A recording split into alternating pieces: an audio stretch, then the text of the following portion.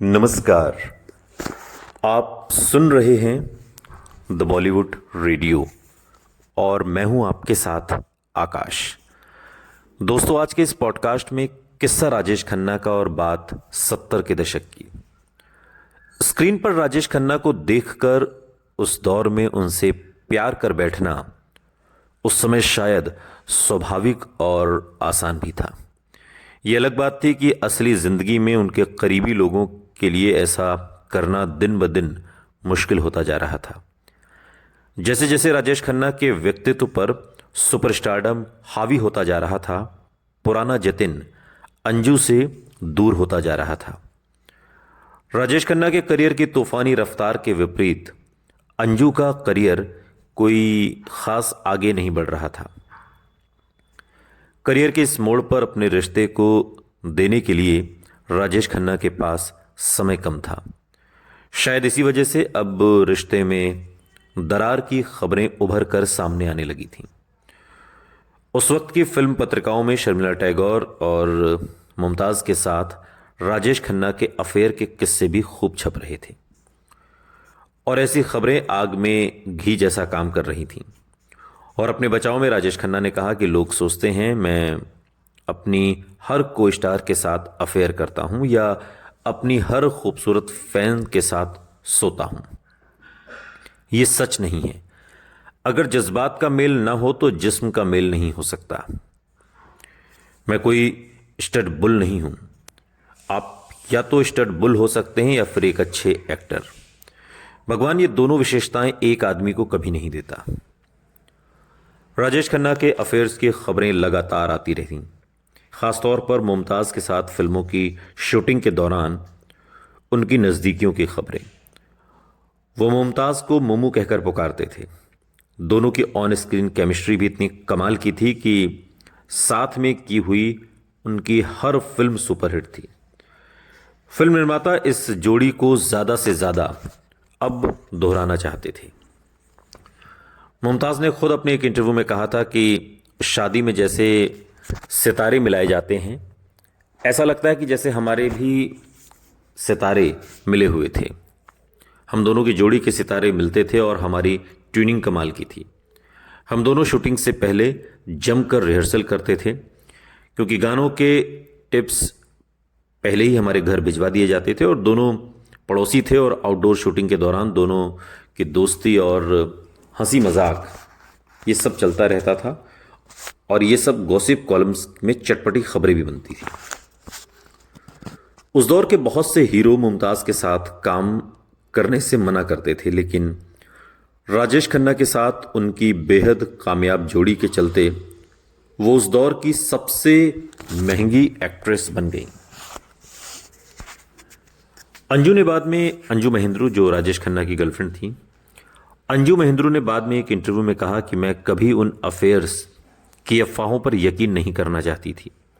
हालांकि मैंने राजेश खन्ना को बता दिया था कि अगर मैंने किसी दिन उन्हें किसी लड़की के साथ रंगे हाथ पकड़ लिया तो उसी वक्त हमारे रिश्ते का दी एंड हो जाएगा। दोनों का रिश्ता जैसे हमेशा मीडिया ट्रायल पर रहता था, लेकिन ऐसे हर झगड़े और उतार चढ़ाव के बावजूद राजेश खन्ना और अंजू हमेशा एक हो जाते थे। ज्यादातर खबरों में रिश्ते में आती दरारों का जिम्मेदार राजेश खन्ना को ठहराया जाता। फिल्म फेयर टैलेंट हंट में रनर अप और राजेश खन्ना के दोस्त रहे अभिनेता धीरज कुमार को राजेश खन्ना की शख्सियत का एक अलग ही पहलू याद आता है। एक इंटरव्यू में धीरज कहते हैं कि उस दौर में राजेश खन्ना के बेमिसाल सुपरस्टारडम के बावजूद उनके बारे में हर तरफ नेगेटिव खबरें ही प्रचलित थीं। धीरज बताते हैं कि राजेश खन्ना खालिस पंजाबी थे, बड़े दिलवाले थे, दोस्तों के लिए कुछ भी करने को तैयार। धीरज को हैरानी है कि राजेश खन्ना के व्यक्तित्व के इस बेहतरीन पहलू का जिक्र आज भी कम होता है। शायद मीडिया को उनका घमंडी और सनक वाला रूप ज्यादा दिलचस्प लगता था, क्योंकि ऐसा कहानियां सुनने में ज्यादा चटपटी लगती थी। राजेश खन्ना के नाम पर इन पत्रिकाओं की हजारों प्रतियां बिकती थीं, लेकिन ये खबरें संतुलित नहीं थीं और आमतौर पर उनके व्यक्तित्व से जुड़ी नकारात्मक बातें छपती रहीं। जो बात धीरज ने कही उससे राजेश खन्ना के साथ इस दौर में काम करने वाले कई फिल्मकार और को एक्टर्स भी इत्तेफाक रखते हैं। सुपरस्टार बनने के बाद उन्होंने गर्लफ्रेंड अंजू महेंद्रू को एक बंगला तोहफे में दिया था, जिसमें वो आज तक रहती हैं। और यही नहीं, अंजू ने खुद अपने इंटरव्यू में ये बात कही कि जब भी दोनों के बीच जब भी झगड़ा होता था, राजेश खन्ना ही आकर सॉरी बोलते थे और झगड़े को सुलझाते थे। शायद राजेश खन्ना भी सुपरस्टारडम के बाद अपने रिश्ते में आते बदलाव को पूरी तरह से समझ नहीं पाए थे। अपने फैंस और चमचों के बर्ताव की तुलना वो अंजू के बर्ताव से करने लगे थे। ये लोग तो उनकी हर बात में हाँ में हाँ मिलाते थे, तारीफ करते थे। राजेश खन्ना जो भी करते इन लोगों को सही लगता था, लेकिन अंजू के साथ उनका रिश्ता बराबरी का रहा था। जब वो राजेश खन्ना के किसी फैसले पर सवाल उठाती थी तो राजेश खन्ना के लिए बर्दाश्त करना मुश्किल हो जाता था। तनाव से गुजरते इस रिश्ते में अब दोनों के व्यक्तित्व की असमानताएं और मतभेद और भी ज्यादा उभर कर सामने आने लगे थे। कहते हैं जो बात इनके रिश्ते में बड़ा मुद्दा बन चुकी थी वो थी अंजू की फिल्मों में काम करने की चाहत। अंजू शादी के बाद भी फिल्मों में काम करना चाहती थी, मगर राजेश खन्ना को यह कतई मंजूर नहीं था। उन पर अंकुश लगाने की यह प्रवृत्ति शायद उनकी असुरक्षा की भावना का नतीजा था। 80 के दशक की शुरुआत में उनके साथ काम कर चुके एक निर्देशक ने बताया, सुपरस्टार बनने के बाद तो वो अपने रुतबे और ताकत से अपने विरोधियों, अपने दोस्तों और यहां तक कि अपने रिश्तों को भी पूरी तरह कंट्रोल करने लगे। सलीम खान एक इंटरव्यू में कहते हैं कि अगर कोई उससे किसी बात पर असहमत हो तो वो समझते थे कि यह आदमी मेरे खिलाफ है, और अगर कोई भी आदमी उनकी किसी बात से भी एग्री ना करे तो वो बहुत नाराज हो जाते थे। और कोई भी अगर कुछ सजेस्ट भी करता, उन्हें कोई सलाह भी देता जो उनकी मर्जी से अलग होता, तो उन्हें लगता था कि उनका विरोध हो रहा है। He did not take such a disagreement kindly. और इसके बाद तो वो कई बार ऐसी हरकतें तक कर देते थे जैसे वो उनका करीबी नहीं, कोई दुश्मन हो। और बात सिर्फ फिल्म इंडस्ट्री से जुड़े लोगों की ही नहीं थी। जब उनकी प्रेमिका अंजू महेंद्रू भी उनके मर्जी के खिलाफ फिल्मों में काम करने पर अड़ी रहीं तो सुपरस्टार राजेश खन्ना ने उन्हें भी अपने रसूख और ताकत का एहसास करा दिया। उस दौर में खबरें तो यहां तक छपी कि राजेश खन्ना ने कई ऐसी फिल्मों को रुकवाने की कोशिश की जिनमें अंजू एक्टिंग कर रही थीं। फिल्म इतिहासकार गौतम कौल ने ऐसी ही एक घटना का जिक्र अपने एक लेख में किया।